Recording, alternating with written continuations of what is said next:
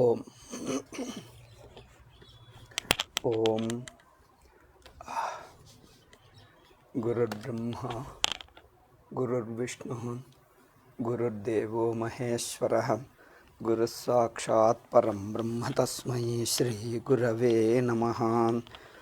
श्रुतिस्मृतिपुराणानाम् आलयं करुणालयं नमामि भगवत्पादशङ्करं लोकशङ्करं शङ्करं शङ्कराचार्यं केशवं बादरायणं सूत्रभाष्यकृतौ वन्दे भगवन्तौ पुनः पुनः।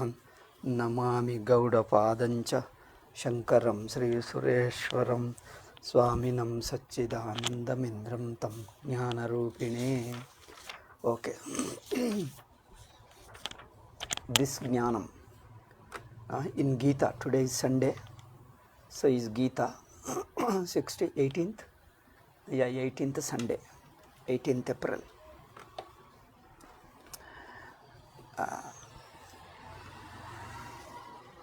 So the Jnanam which was started in the 4th chapter, in the beginning, Jnanam which was praised in the beginning of the 4th chapter is continuing.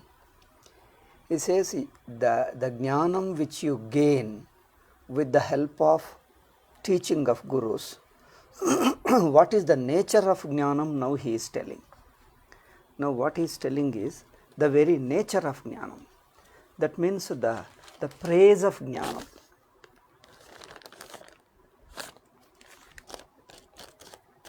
These few shlokas praise the very nature of Jnanam. How to get that Jnanam was stated in the previous shloka. Tadvidhi pranipatena pariprashnena sevaya upadekshanti te jnanam jnaninas tattvadarshinaha. Okay. Now the very nature of Jnanam is such that yajñātva na punarmohamevam vyasyasi pandava. This Jnanam is such that having gained it, gaining means having discovered it. Having discovered it, you won't become deluded as you are now. It means that the delusion that you have now will not continue. The delusion will come to an end. Delusion means a confusion, a misunderstanding. Okay. Delusion means a confusion, a misunderstanding that you have now. Because of that misunderstanding or confusion, you are basically shaken from your very foundation of it. So this confusion will not remain, it will go away. Because this knowledge is not a tentative solution. It is not discussing a certain aspect of a problem. See, there are two ways, two problems. One is certain problems are solved by understanding, by you say, if you have a social problem, economic problem, somebody will help you and then problem is solved. So it is not like solving a given problem by correcting, by changing some situation, or you introduce a person, a very official important person that he will help you, or some kind of it's not a tentative adjustment, tentative correction. It is not that your mind is highly disturbed, therefore you relax, you learn little meditation and relax, then problem is solved. These are all superficial things. And he says here, it is not such a tentative solution, a superficial solution. It is solution to the very root of all your life. It is a solution to the root of all your life. Therefore, yajñātva na punarmoham evam yasyasi pandava. Because the very root of the problem is the very individual. This is a very strange thing. We come to know only through Vedanta. In no other knowledges in no other place, they always, this solution is found, because all other subjects except Vedanta take you an individual that you have a problem and we are trying to fix your problem. We are trying to solve your problem, help you to solve the problem. But Vedanta's very recognition of the problem itself is different. It says, it's not that you as an individual have a problem. Your very being an individual, the very individuality is the problem. It's not that the jiva has a problem, the very jivahood is the problem. You don't have a problem, your very being is the problem. This is a very strange thing. This nobody told us, no Shastra tells us, only Vedanta tells you. Therefore, the secret thing, the important point about it is, human being himself cannot discover this as a problem. This problem, human being himself cannot discover it. Therefore, he himself cannot solve it. That is the secret about it. The most important point, you study all kinds of sciences and knowledges all over the world, psychology, sociology, medical science, and then all kinds of economics, politics and everything you study, even occult sciences, they all religions and etc. They take you as an individual. Then individual related to God, in that relation some problem has arisen. See, they say, a problem has arisen in your relationship with God, in your relationship with the world. But nothing is wrong with you being an individual. You are okay. In your relation, the problem. They try to control the relation and try to readjust it, modify it, change it, improve it and all that. So, you remaining an individual, your relation with the world, your relation with the society, your relation with the economics, relation with all other things. They say the problem is in getting related to other. I getting and something else. If you are related to society, we call it a social problem. Related to money, call it economic problem. Related to the rulers, you call it a political problem. Okay. Related to some belief, some God, then you call it a religious problem.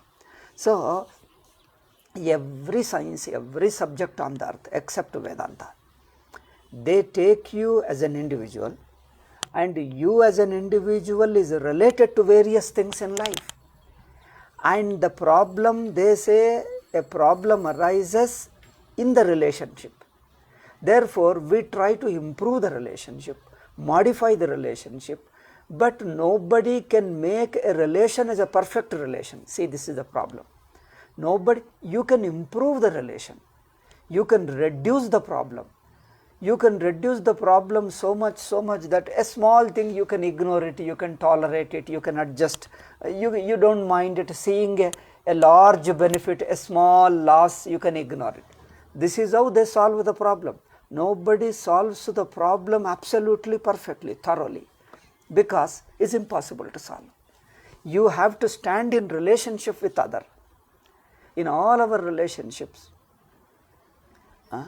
you try to improve, but in spite of improving, you may improve to a certain extent, maybe 50%, 60%, 70, 80%, but still a certain degree remains. And that improvement of your relationship is only tentative. Over a period of time, situations change, circumstances change, the other person changes, you change, your mind change, your expectation change, your body changes, mind changes, views change, thoughts change, feelings change, and naturally your relation changes. Whatever you developed a good relation, you improved, corrected, fixed the relationship, you think that either the relationship itself will change, or the same relation, even if you have an improved relation, will become irrelevant after some time. The same, what was a solution at one time, it was a solution. It is, you have not changed it, you are continuing it, but after some time the same solution ceases to be relevant and you need another readjustment because the whole circumstances have changed. You changed, the other person, the society and the world and the job and everything changed. Either the solution you found out itself will change, change means the solution will become weaker. You have to again develop it, again redevelop the relation, or the relation you have established itself will cease to be useful, it will become irrelevant because circumstances have changed. Again you have to readjust. Is there a relation which is perfect, all the time, eternally perfect and eternal, all round perfect, and gives you eternal happiness?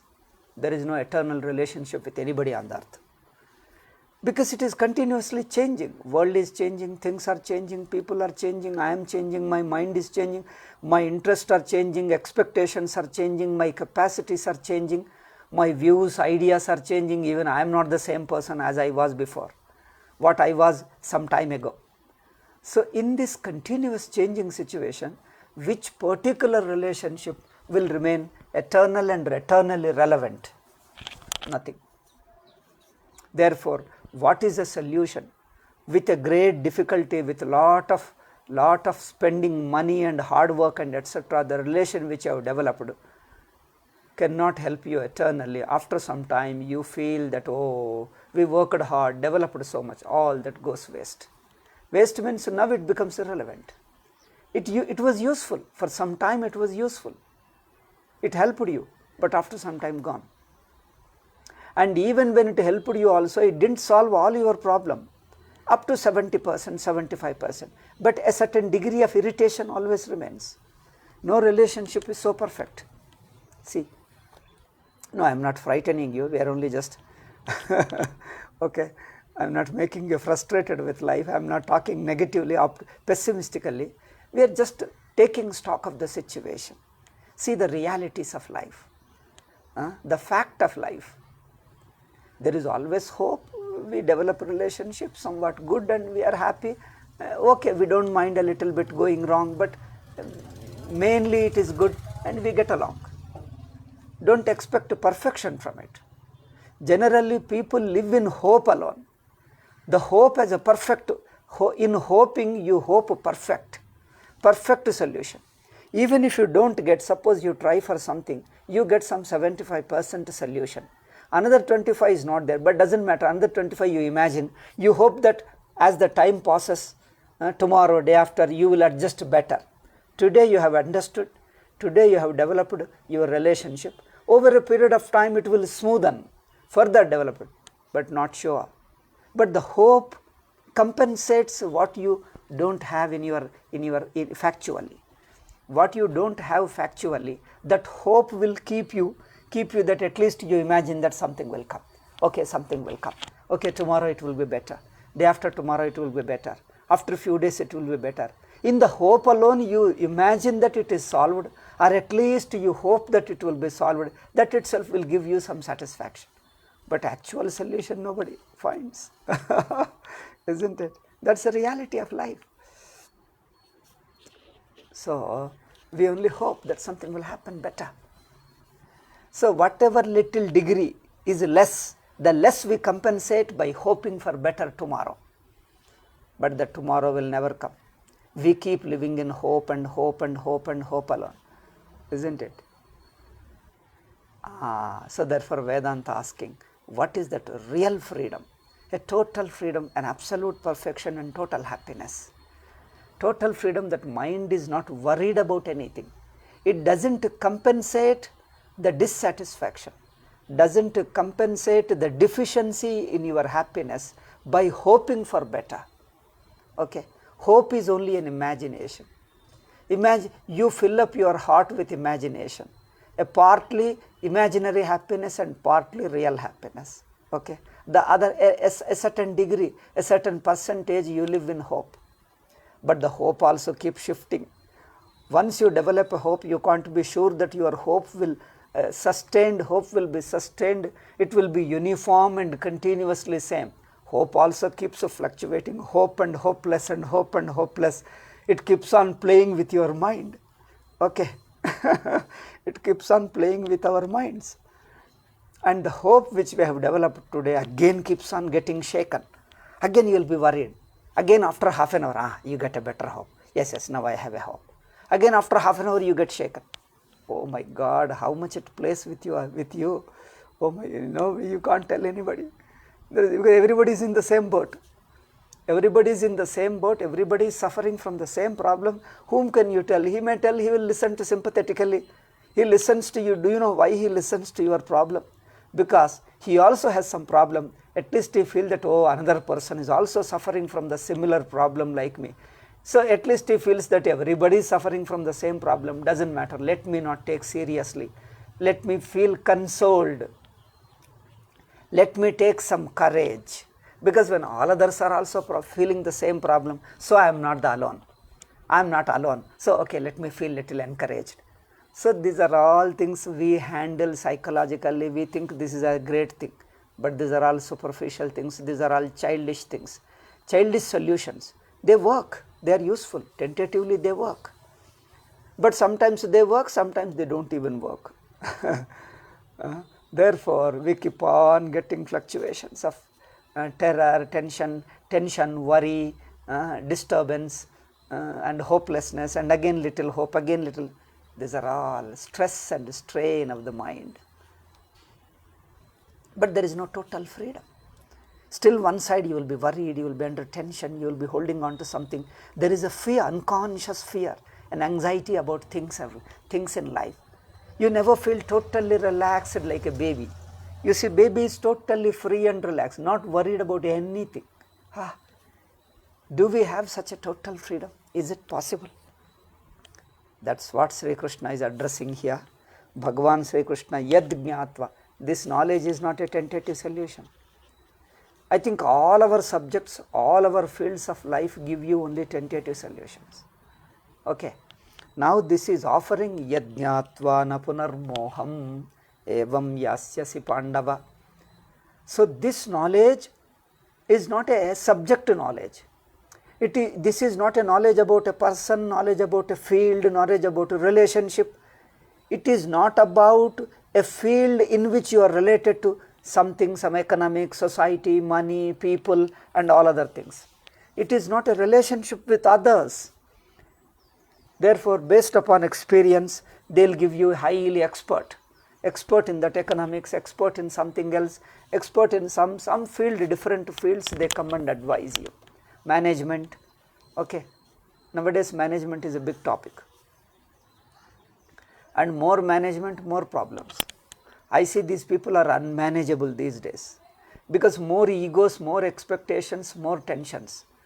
And such people managing becomes more difficult. In those days, culture was good, people themselves were less expectations, more spiritual, and I tell you, in those days, managing people was easier. These days, managing is a terrible thing. Even the parents managing their children, youngsters, and any management, because people are growing wild. I call it wild because these days, they call it freedom. What I call wildness, modern days it is called as freedom. Freedom means no culture, no systematic values. No values, no culture. Just to do whatever you like, because I like it, that's all. I love it. I love to do as I like it. So the freedom makes you a wild person, and such a instinctive, impulsive, wild person you become. So you become impossible for yourself to manage and also for others to manage. Neither you can manage yourself, you can control yourself, nor the world can. World means other experts can control yourself. So in the name of management, we are creating more unmanageable people, unmanageable situations. Okay. You may see that I am very negative about modern civilization, Western civilization. Western or Eastern anywhere. This modernity is based upon this wrong principle. They think freedom solves all problems. These are all childish foolishness, I tell you. These are all childish foolishness. For Vedantins, all this worldly wisdom looks as utter foolishness. Because they are only creating more problems than solving them. It is like a child's wisdom glorifying it and legitimizing as a solution to all problems of life. Children themselves don't know. They take one thing and imagine that all other things will happen, isn't it? It is something like you eat a plantain. You eat a plantain in 1 minute, 1 minute probably. Therefore, you imagine that in 30 minutes you eat 30 plantains. In 60 minutes you eat 60 plantains. This logic is okay, but can you eat 60 plantains? This they don't understand. Behave like children. All these modern civilizations behave like children. Because they only look at one side and they are not aware of other side. You see, I'll tell you just, I think we all have felt in our younger age, instead of criticizing, I'll give you an example, you will understand it. I think I should not criticize. I give you a situation in your own life and you will understand without my criticism. I thought this criticism is, we thought that people take our criticism positively and understand. Modern people are too sensitive, they don't like criticism. Okay, I withdraw my criticism. I'll give you my direct experience of you and I. In younger days, school gives you discipline. Parents put you discipline. Everywhere you have to follow some discipline, some rules, some law.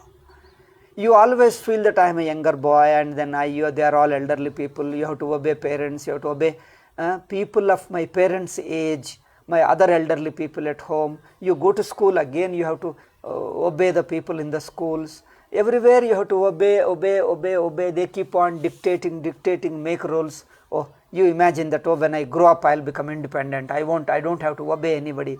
You think that father is independent, mother is independent, teachers are independent because they themselves are rulers. And once you grow up, you will understand that. As a young boy, you think that, oh, you are bound by rules and they are restricting your freedom. Anything you want to do, oh, you have to do homework, don't go and play, do the homework. Oh, I love to play, but they say, no, you have to do the homework. Tomorrow your teachers will beat you, will punish you, you have to do the homework, okay. And then you have to do many other rituals at home and so many things I tell you you have to do, all follow. You think that one day I'll become free. How? You think that by growing up, you think that by a 20 years old boy, that's all, nobody will control you, you'll be totally free. This is a childish expectation. This is what they made it into a civilization, civilizational principles of all modern management and psychologists and all.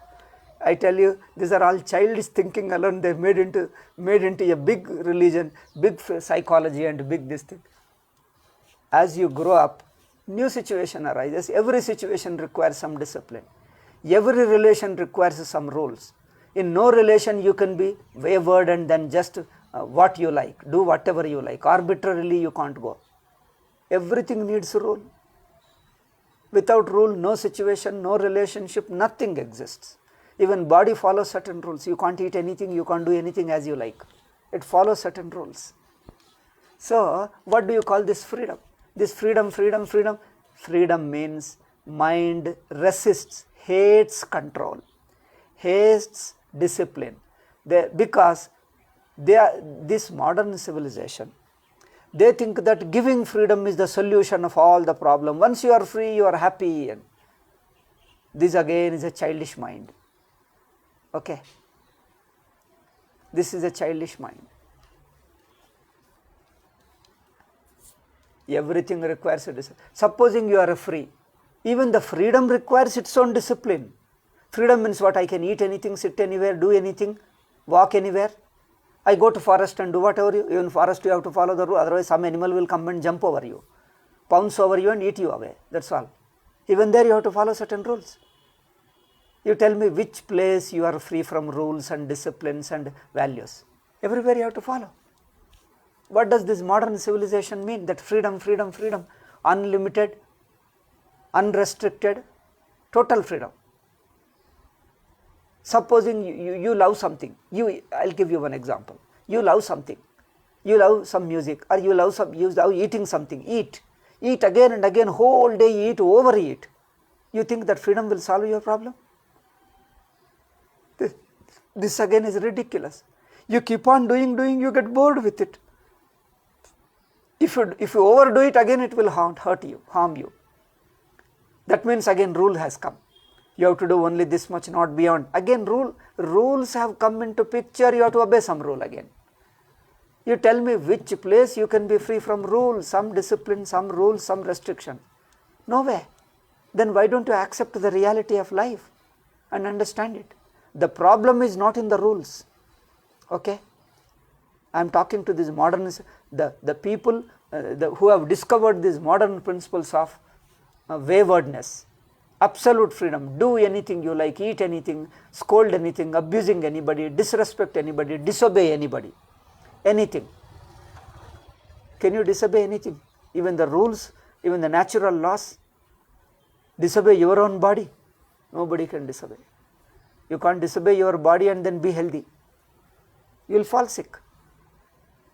No, I am just trying to point out this important point, how the modern civilization, in the name of freedom, modern people, college going boys and girls, they are all becoming devils in the name of freedom, because they just don't know what they are doing.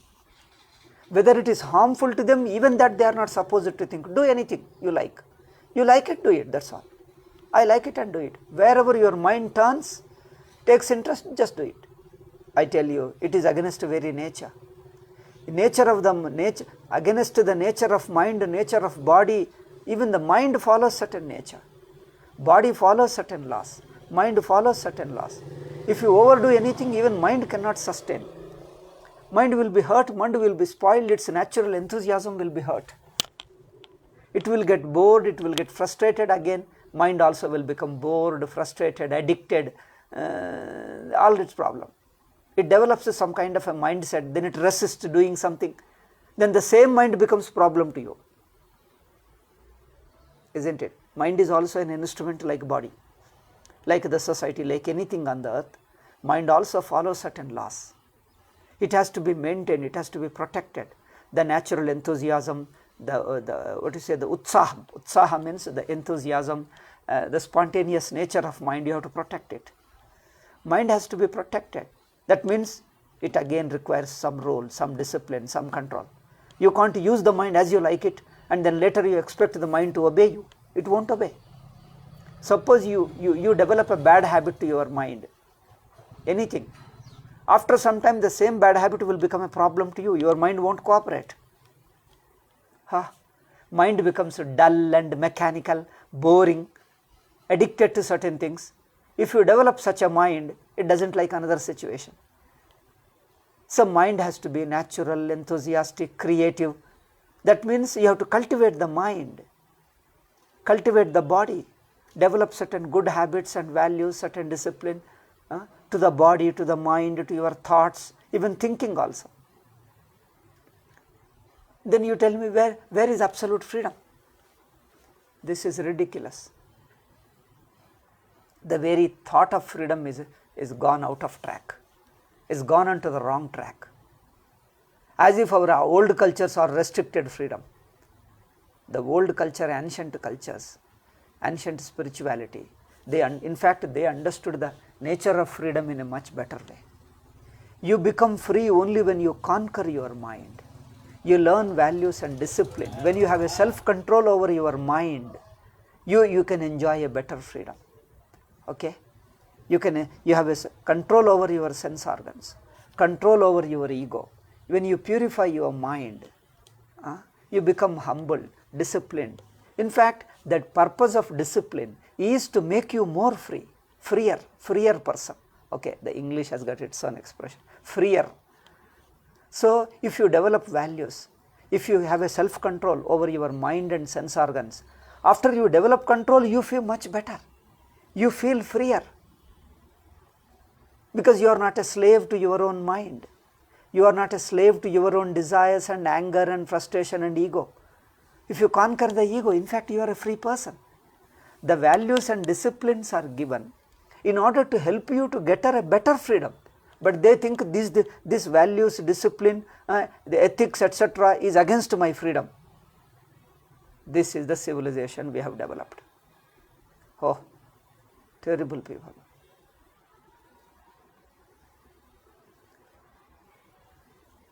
It is an animal freedom, animals' freedom. which doesn't satisfy you. Because if you allow your instinctive, impulsive nature to express, if you are given freedom to express your impulsive nature, instinctive nature, or wild desires and ambitions, that itself is a bondage. That you are a slave of your impulses, slave of your instincts, slave of your desires, slave of your ego, that itself is a problem. And they say this is a freedom. Oh my God. See how they miss it.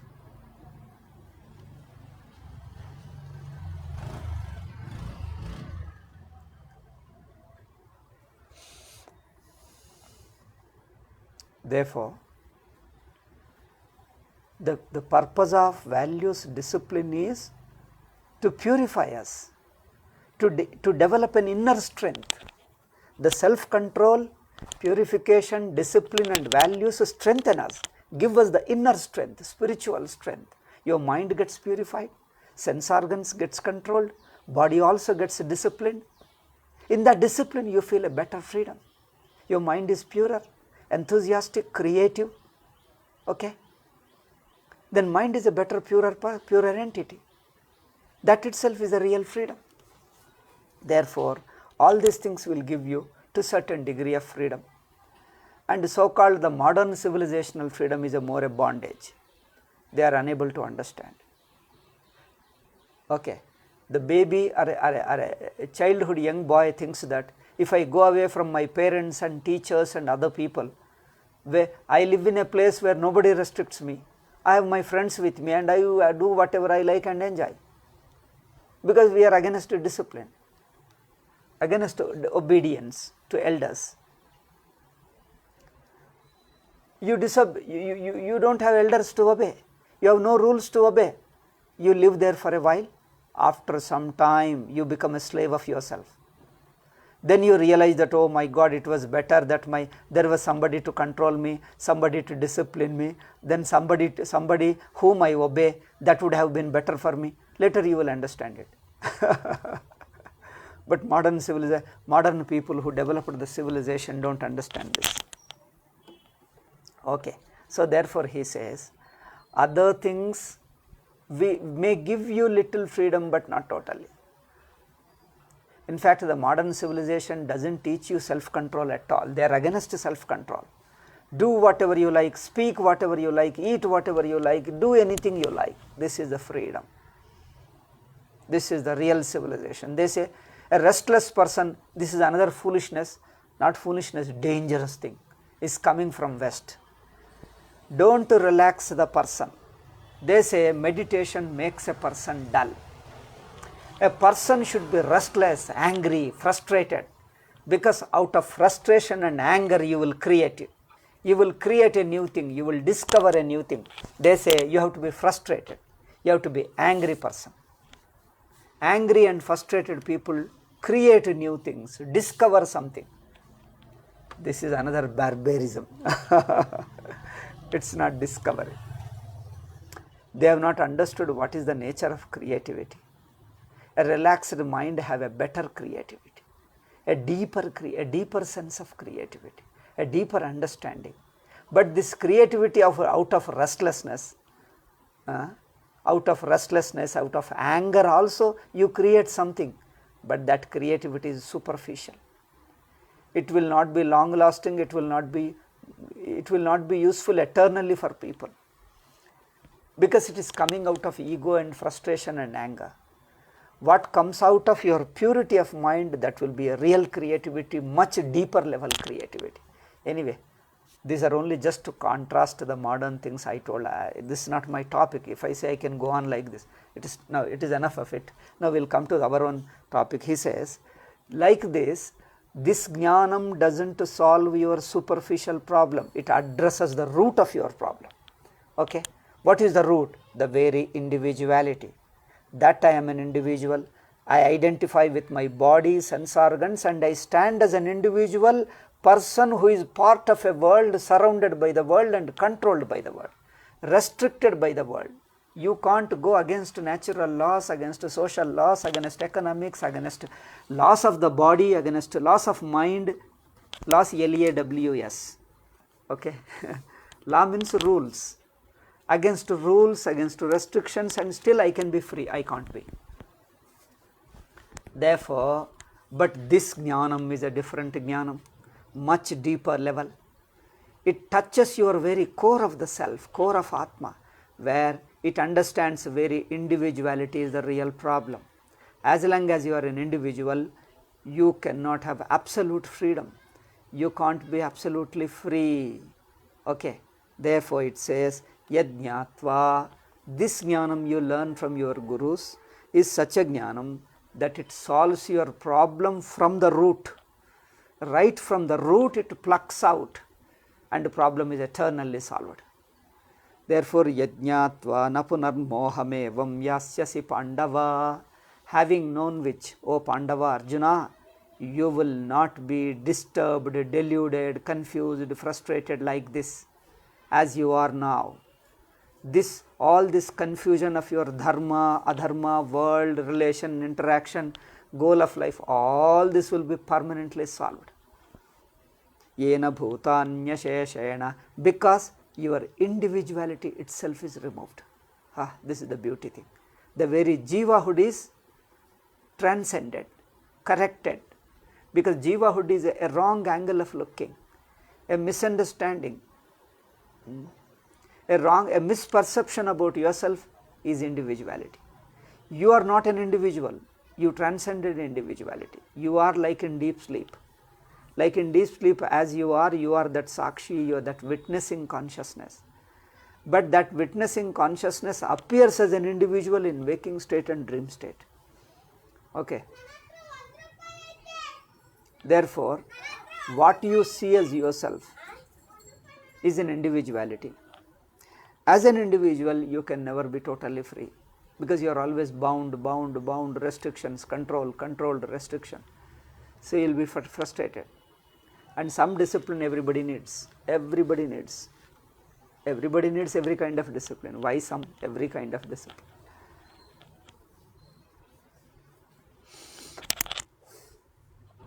If you live wayward life, eat anything, sleep anything, whichever you like, do anything, then what happens? Mind becomes dull. You watch, anything you overindulge, either activity overindulged or pleasures and then experiences overindulged, mind becomes dull. It loses the deeper intuitive sense. That intuitive understanding comes only when your sense organs and mind are sharp. Sense organs and mind are sharp only when they don't indulge in continuous pleasures and entertainment and just do living as you like, because that energy is lost. The mind becomes numb. That sensitivity, one is an artistic sensitivity, another is a poetic sensitivity, third is a Vedantic sensitivity, a spiritual sensitivity. Sensitivity means the acumen of the mind, the sharpness of the mind, the observing capacity of the mind. An artist observes, but his observation is combined with a sentiment, because artists are sentimental people. At least sensitive, we can say, if not sentimental, sensitive, of course sentimental. Artists see some beauty, some art, okay. So it needs a kind of mind which is sensitive and deeply watching from depth. Then poetic sensitivity also is another one. Poet also watches. Poet also tries to see the new messages in it, a new depth, new messages. You look at the sun, you see that some sun is speaking to you. You look at the, say, a river is saying something to you. River is talking to you. River is expressing itself. See, this is the poetic. Poets see some messages, some ideas, as if they are all living beings. They are conveying some idea. They are trying to teach us something. A scientist sees only the bare laws, physical things as they are. An artist sees something. That's why we say an artist is a better person than a common man. So, an artist sees a new beauty, a new depth, which is superficial mind, a dull mind, mechanical mind, bored mind, pleasure loving, entertainment loving mind can't see. You have to control little pleasures and entertainment, then mind becomes inwardly deep. It gets some kind of a deep depth, a deeper observation. Then it starts seeing subtle sentimental beauty, the beauty, all artistic beauty in music, in forms and colors. Okay, the artistic beauty, you start seeing the things around, people around, everything. Even sitting and doing and talking is graceful, even artistic. Talking is artistic. Language is artistic. Walking, sitting, serving. How you treat a person when a new person comes to you. How you talk to him, how you relate to him. Even that, there is a beauty about it. So, when you bring a beauty into every aspect of life, every movement of your life, then you can see you are not an ordinary man. You got a little depth, a sensitivity. You get a little sensitive, a deeply sensitive. A person who indulges in mechanical life, worldly enjoyments, entertainments, more and more, after some time mind becomes a numb, it loses that sensitivity. Okay? Any overindulgence destroys you. The modern civilization, do whatever you like. Indulge. You feel like eating, eat. Feel like drinking, drink. Over drinking, okay, drink. Nobody to question. Do anything you like. No parental, no, you should not be afraid of parents. You should not be afraid of society. You should not be afraid of government laws. Okay? That means what? Don't be afraid of anything. Just do whatever you like. This is an animal making philosophy. This is an animal making. That's why people become dull and mechanical. Because the heart doesn't have a sensitivity. First sensitivity, artistic. Second is poetic. But we include dharma is also a sensitivity. Upasana is a sensitivity. Dharma means it develops a certain sensitivity, certain observation, certain harmony in your life. Therefore, we say dharma means living in harmony with a good heart. A right way of relating with people is dharma. With responsibility. With a loving, caring relationship with other person. Therefore, even dharma requires a sensitivity. It's not mechanical. Dharma is not mechanical. Okay. Similarly, artistic also it requires a sensitivity. A poetic mind also requires a sensitivity. Then the Vedantic mind requires all-round sensitivity, all-round purity. Because you are observing entire world including yourself. Then you require much deeper sensitivity. Okay.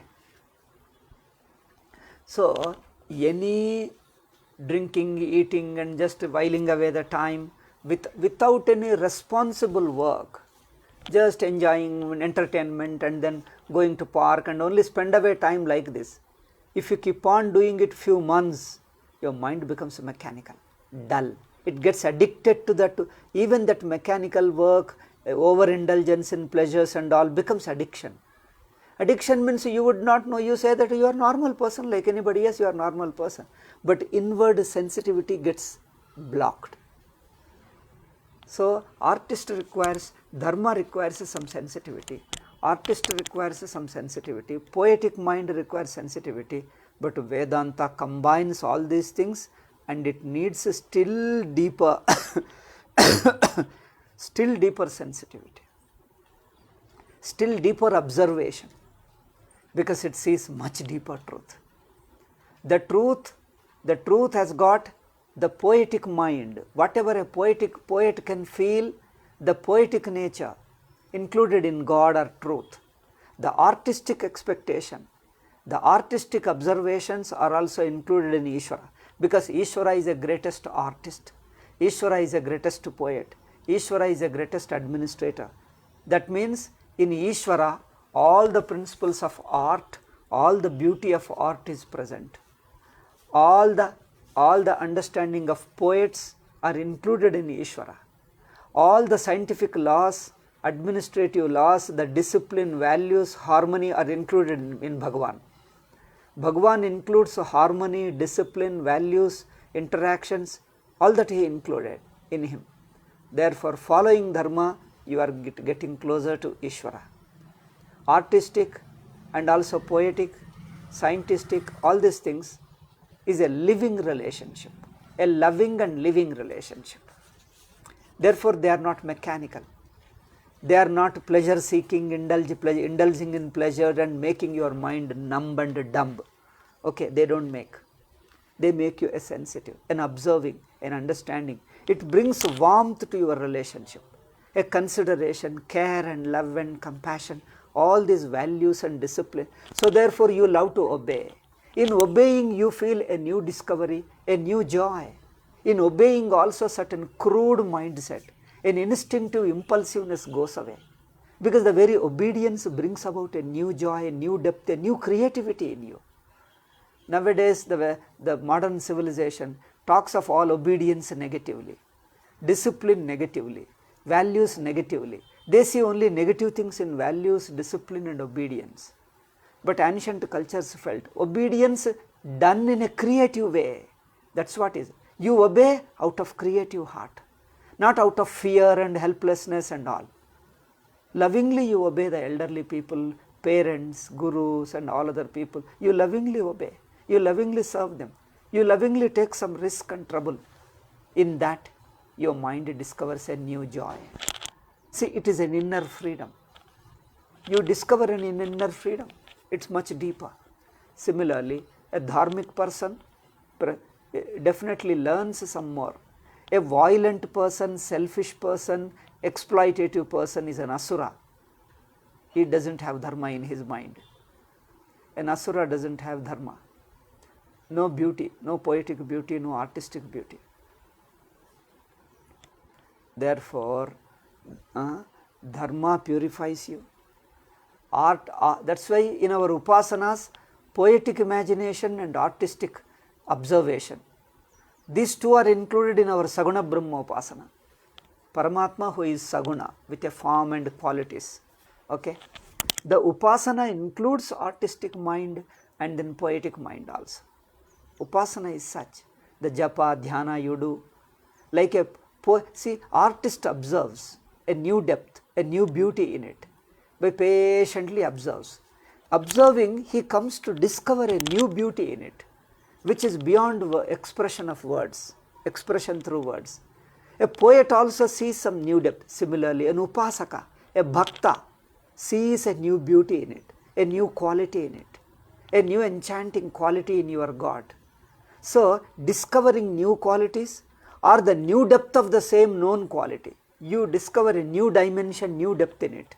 Therefore, this artistic observation, poetic observation, the poetic mind, artistic mind is included in upasana.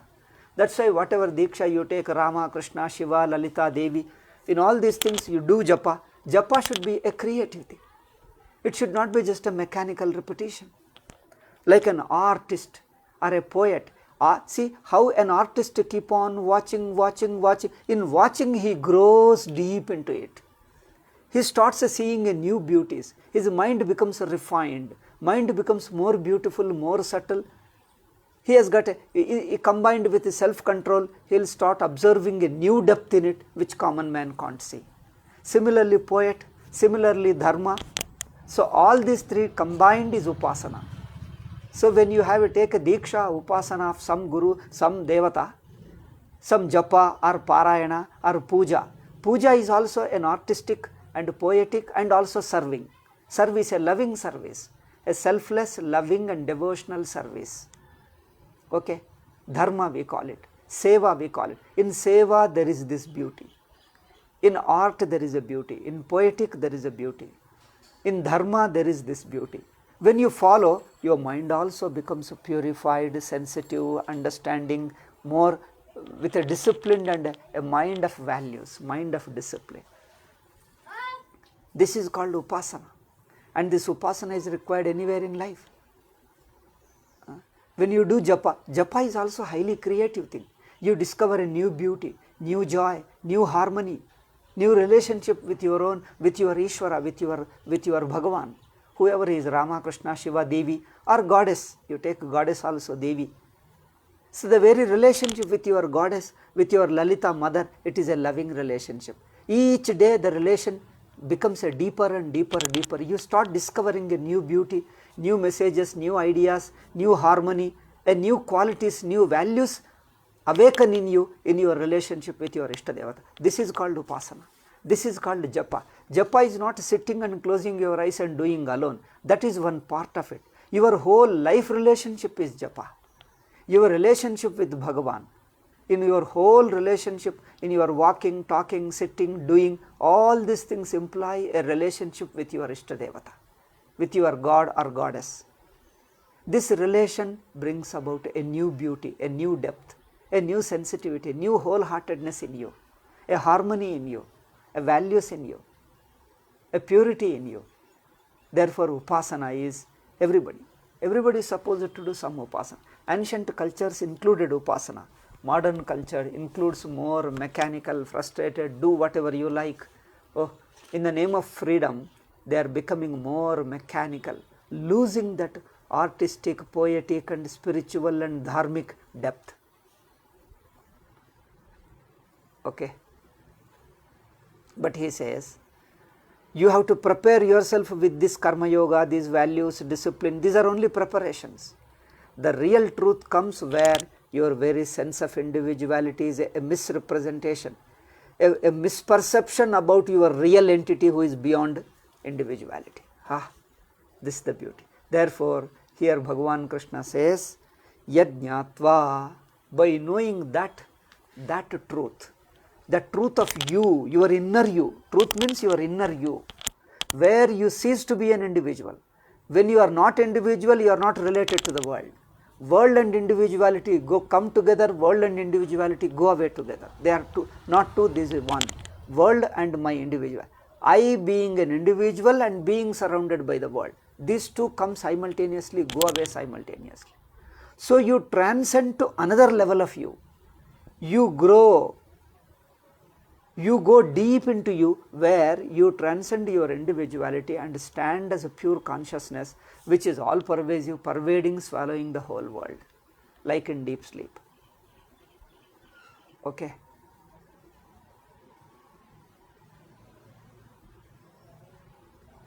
Therefore, life is an upasana. For ancient cultures, life is an upasana. Even relation is upasana. Family relationship, it is a spiritual relationship. Material is okay, material is anyway it is there. But our cultures, ancient cultures, like Hinduism, the social individual relation, your relationship with your parents, relationship with your brother and sister, relationship with your family, with your friends, with society, with your nation, or with the whole humanity as a whole, all over the world. This very relation, social relationship, they made into an upasana. Upasana means, what you say that? Upasana, a worship, a meditation, an interaction, a devotional interaction with Bhagavan, a karma yoga. They changed it into karma yoga. That's why marriage is also one. There is one aspect of material that you make money, live together and enjoy and all that. That's one aspect of it. But the same marriage and relationship, there is another dimension. Shastra says, make it into a dharma, make it into an upasana. It is an upasana. Mutual relationship requires a respect, loving and serving, and it becomes like a divine relationship. It is like each one is a god for the other. You respect them, love them and care for them. In the process you grow inwardly. Okay. Therefore, the family relationship serve the material purpose, and also socially they help you, interaction and all that. You learn something, but more than it, there is an upasana. That's why respecting parents is religious. It's not simply general social respect or formality. It's not simple respect, it's much more than that. It is a deeper upasana. Relationship with the society, relationship with Guru. Even the Guru's relationship, it is not simply friendly that you become friend of him, know him after some time, and then it's not just a friendly alone. We change all our human relationship, all our relationship into upasana with Bhagavan. It's an upasana, it's an aradhana. Okay.